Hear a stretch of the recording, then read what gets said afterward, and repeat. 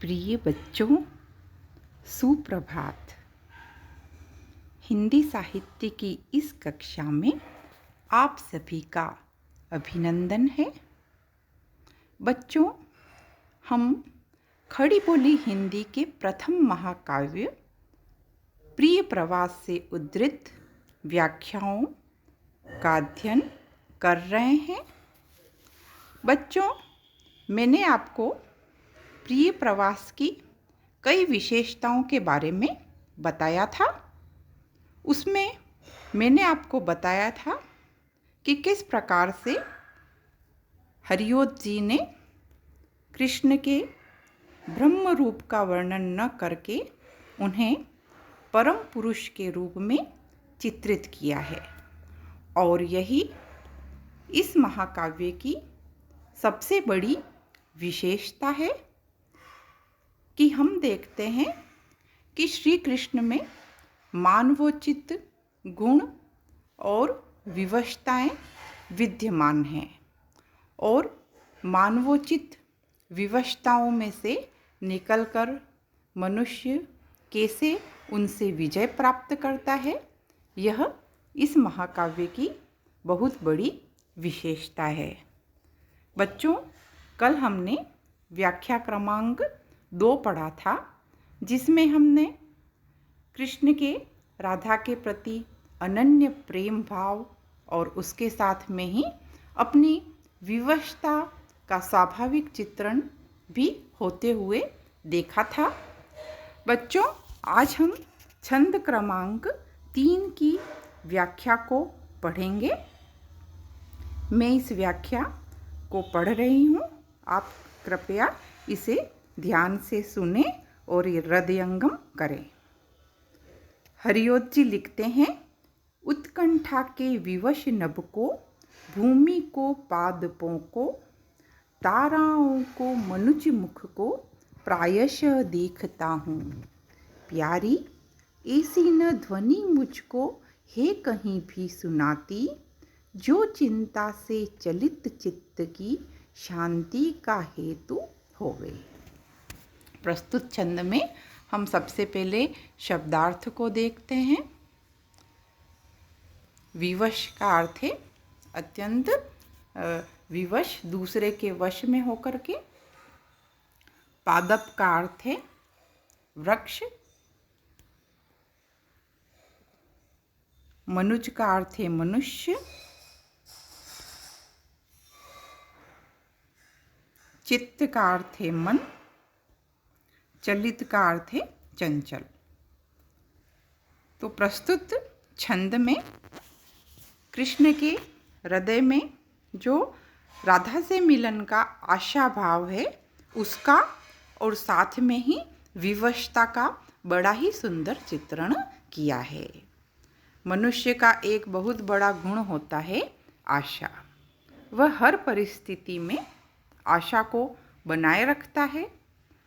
तो यहाँ पे कृष्ण भी हालांकि राधा से दूर है, लेकिन वह आशा के दामन को नहीं छोड़ते हैं।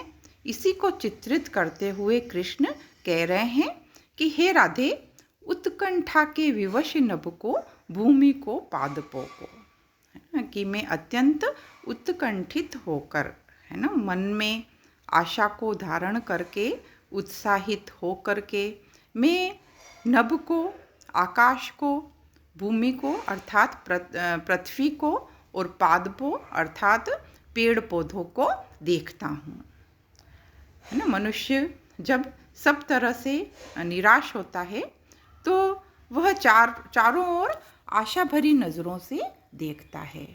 और चूंकि प्रकृति तो हमारी सहचरी है, इसे यहाँ पर कवि ने अच्छी प्रकार से चित्रित किया है।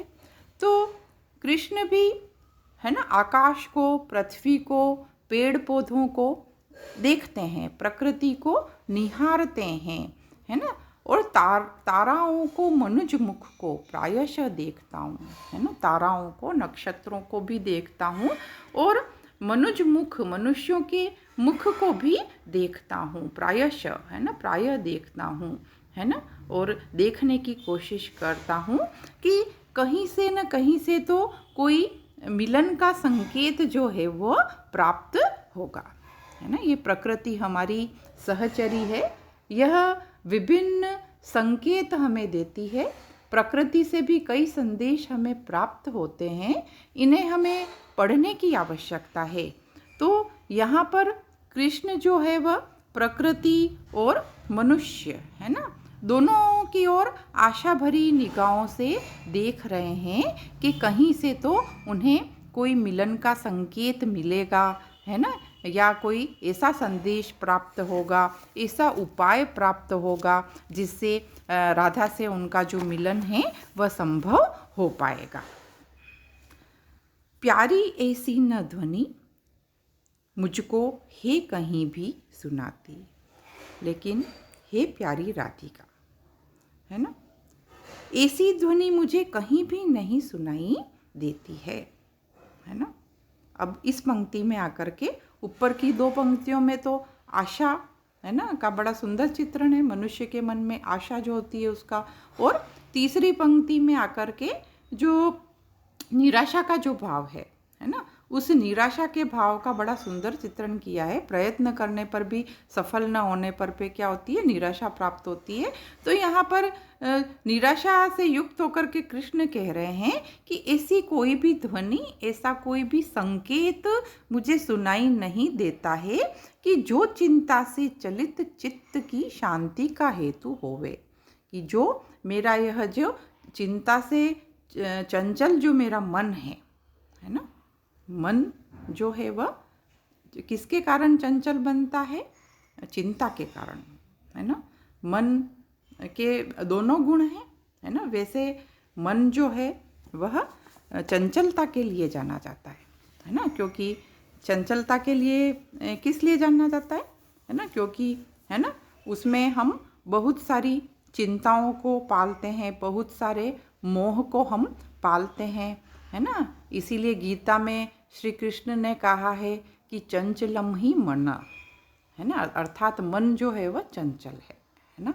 और प्रयत्न यही करना चाहिए कि, है ना, उस चंचल मन को हम स्थिर कर दें, है ना। लेकिन यहाँ पे जो कृष्ण कह रहे हैं कि उनका जो मन है ना, वह चिंता के कारण, है ना, चंचल हो जाता है, और उस चंचल मन की शांति का उपाय, है ना, उन्हें कहीं पे भी नहीं मिलता है कि, है ना, वह ऐसी कोई सूचना उन्हें मिल जाए जिससे उनके चंचल मन को शांति प्राप्त हो जाए।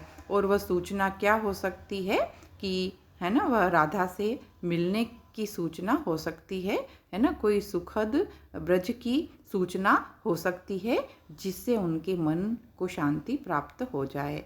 अर्थात यहाँ पर कृष्ण यह भी कहना चाहते हैं कि है ना, उनका मन जो है वह शांत नहीं है, वह उनका मन भी अशांत है, और जो उनका मन जो है वह भी अस्थिर है ना, वह भी चिंता से युक्त है ना, राधा से मिलने के लिए। तो यह जो मानवोचित स्वभाव है ना, चिंता और शांति को प्राप्त करने की इच्छा, है ना, इन दोनों का इसमें, है ना, बड़ा स्वाभाविक चित्रण जो है वो हुआ है। तो आप इन सब विशेषताओं को आप विशेष में भी लिख सकते हो, भावार्थ तो आपको व्याख्या में लिखना है, लेकिन जो मैं आपको चरित्र की विशेषताएं, है ना, और भावों की, जो मनोविकारों की जो विशेषताएं बता रही हूँ, उन्हें आप विशेष में लिख सकते हैं। अब हम अलंकारों को देख लेते हैं। इसमें उल्लेख किया गया है विवश नभ को, भूमि को, पादपों को। किस किस को देखते हैं कृष्ण? नभ को, भूमि को, पादपों को, ताराओं को और मनुष्य के मुख को, है ना। इसलिए यहाँ पे उल्लेख अलंकार है। मनुज मुख में छेकानुप्रास अलंकार है ना, और चलित चित्त में भी छेकानुप्रास अलंकार है ना। और बच्चों देखिए आप, इसमें कई संस्कृत के शब्दों का प्रयोग हुआ है ना, जैसे प्रायशः, है ना।